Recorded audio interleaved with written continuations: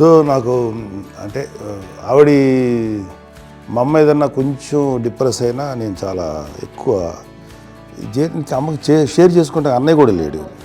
అన్నయ్య ఉన్నప్పుడు ఓకే, లేనప్పుడు నేనే ఎక్కువ షేర్ చేసుకునేవాడిని. బట్ ద బెస్ట్ థింగ్ మా అమ్మ దగ్గర నుంచి హగ్ అండి. ఈరోజు కూడా మా అమ్మని హగ్ చేసుకోకపోతే అంటే అది నాకు మా అందరిలోనూ అంటే ఆవిడ పెద్ద చదువుకున్న వ్యక్తి కాదు, పెద్దగా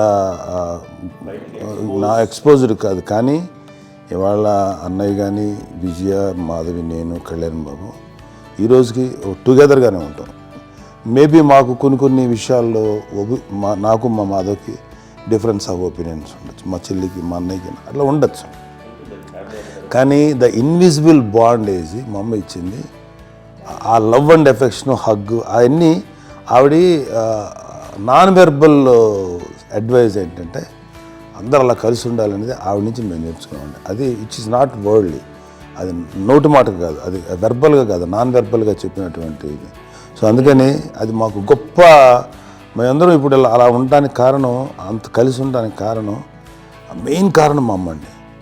అది సో అందరూ ఉండాలనేది మా అమ్మ అడ్వైస్. ఇప్పుడు కూడా నేను ఎప్పుడైనా ఏదైనా ఫీల్ అయినా, అన్నయ్య ఫీల్ అయినా, లేదు నాన్న అట్లా వదుకు, ఇట్లా ఉండండి, ఇట్లా ఉండి ఇప్పటికీ చెప్తుంది. మేము ఎవరైనా ఎప్పుడైనా మా చెల్లితో గొడవపడ్డా అనుకోండి, నేను అట్లా అనకరా అని ఎట్లాగా అన్న ఏమో లేదులేమ్మా, ఏదో అన్నాను కానీ ఫీల్ అవ్వకమ్మా, మేమందరం కలిసి ఆవిడని అసలు టెన్షన్ పెట్టమండి మేము.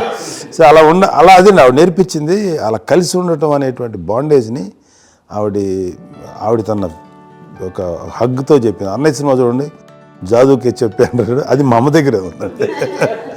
శంకర్దాదాలో చెప్తాడు చూడండి. ఇప్పుడు మోడర్న్ వర్డ్స్ లో చెప్పాలంటే మీ అందరికీ ఆవిడ ఒక వైఫై. ఎస్.